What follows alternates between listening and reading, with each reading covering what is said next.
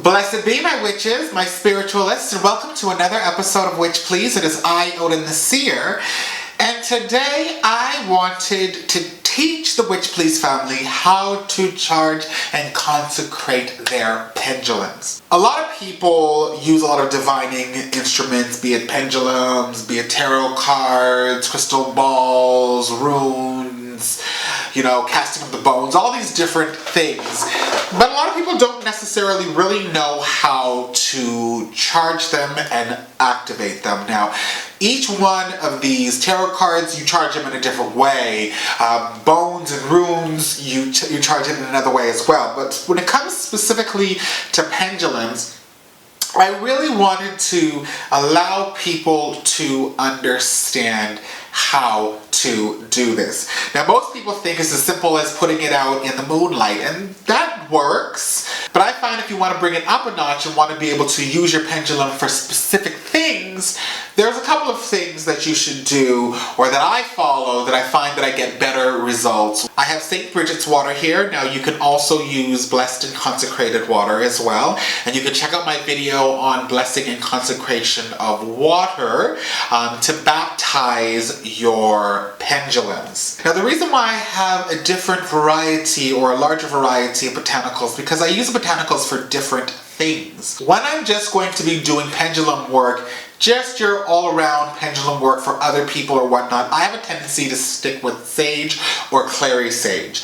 I find that this is very, very good when it comes to just cleansing of any vibration that's in there, from an old reading, what have you. If there's been conflict in your home, I find sage is very, very good for helping with cleansing that, to remove any of those vibrations that may be hindering the allowance of divine self being able to come through and be used with the pendulum. But once a month, I will actually just do a sage cleanse of my pendulum, and then throughout the month when I'm using my pendulum, I will use other botanicals for other purposes. Copal. I use Copal anytime I am doing anything that has to do with the highest self. If I want to be able to get information from the highest self and things that I may or would like or should be doing in any kind of situation, I find that Copal is a wonderful way of bringing in that vibration so that I get a clear response to what I should be doing in any situation when I am confused. Now, frankincense I have a tendency to use when I feel that there needs to be, or I'm asking for a sort of divine intervention. Now, the reason why I use frankincense for that also is because frankincense is great for having your prayers answered. So, if you are asking for any kind of intervention and you want to be able to define what is going to be done, or if the spirits or the guides or archangels or ancestors are going to be working with you in this matter, I find that this is a wonderful way of being able to just assist with that. I find myrrh is wonderful when it comes to allowing me to be able to see clear on a more of a mundane level. Let's say if I have a client who comes to me and they are having a difficult time and they're not quite sure where they want to go or where they need to be or whatnot, and there's physical things that need to be done within that reality, I find myrrh is a wonderful way of being able to better retrieve or receive the information of their highest self, as well as their spirit guides, their angels, their totem animals, what have you, as well as my spirit guides, angels, archangels, and ancestors who are going to assist me with giving them the correct information so that they can take the correct steps towards betterment of any situation. Copal Negro. Now, Copal Negro I use when it comes to the deepest self. Okay, if there is something that is going on within my world, or if I'm doing some divining for a client and there is something that's going on within their world, if they don't know necessarily why they're holding this, they think it may be this, they think it may be that, then I will have a tendency to use my Copal Negro. I find it really assists with of getting to the point. So if there's a question, if the person is going through abandonment issues, and they say, oh, well, I think it could be because of my first partner, or if it could be that my father left us when I was very young, and they're trying to pinpoint this or understand what's going on in that. Now, of course, you do have to do other work along with this, but this would be able to assist me when I'm asking the divine, is it that the father left? Or is it because of the first relationship? To give a better insight into why they're holding a trauma or something that's going on within the deepest self. I will use my Copal Negro for that. Now, unfortunately, I have run out of amber. I will use amber when it comes to love divination, when it comes to people who are crossed between two partners or what have you, and I need to do some divining on that, and I'm using pendulums for this. I will normally use my amber resin to assist with anything that has to do with love or anything that has to do with fame and fortune. Having said all of that, I hope it wasn't too long-winded, what do you use them for? Now, a lot of people are very comfortable with the yes or no. I will actually create sheets of certain situations, and I do it in a circular motion. So let's say that this was the sheet. I will actually have in different areas written down certain things, and I will ask these questions, and I will let the pendulum sway to whatever it is that the answer of that question is. So let's say if it's love, I will put love on the same place down here because you want it to swing in the correct corresponding way.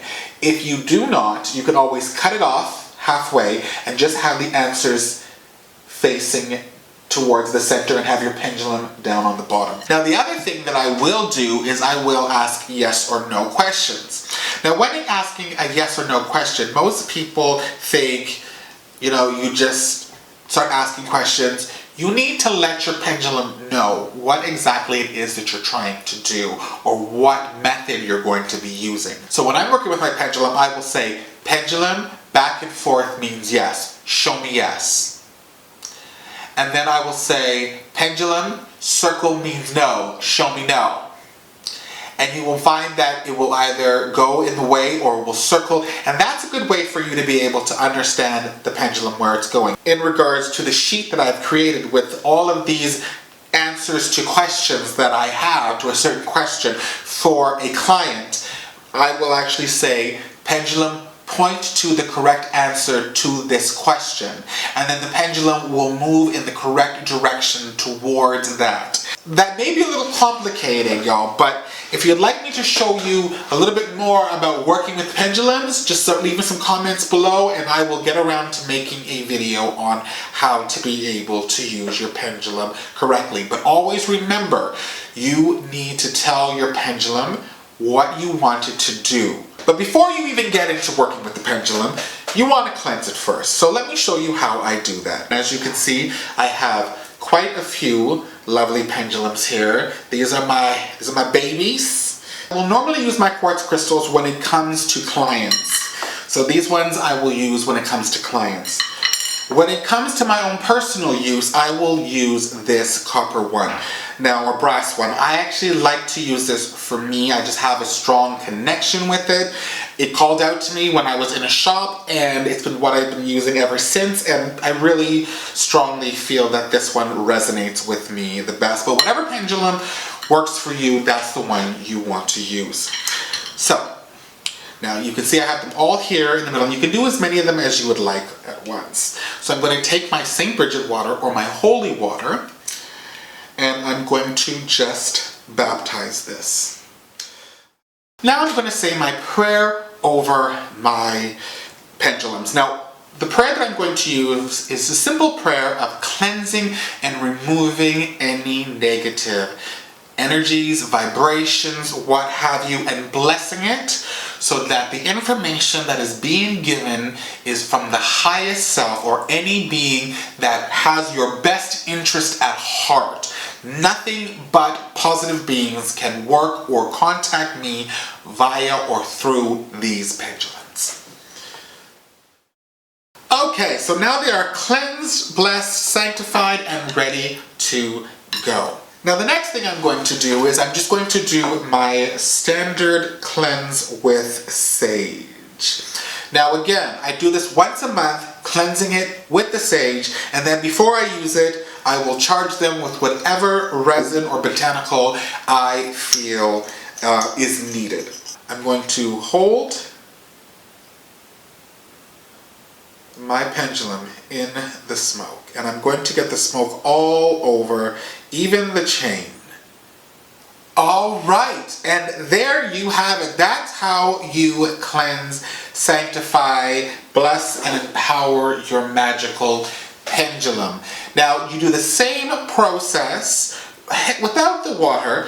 As I said, I will cleanse it once a month, and I will do the standard saging of it.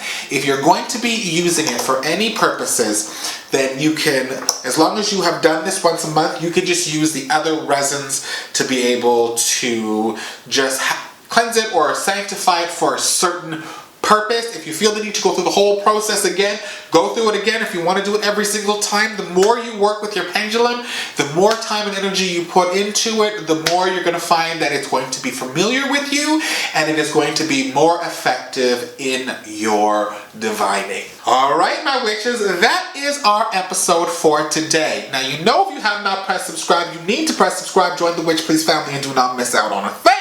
You can follow us on Twitter, Tumblr, Instagram, as well as Facebook. You can always send me a personal email at witchpleaseofficial@gmail.com, or you can leave a comment below. Don't forget to press that bell icon so you're notified when a new video comes out, because you know you don't want to miss a thing. I said it before, my spiritualists, my witches, and I will say it again. It is a pleasure to have you in my world. It is an honor to have you in my magic. And you are always in my heart. I will see you again on another episode of Witch Please. I love you, boo-boos. Bye-bye. Take us with you.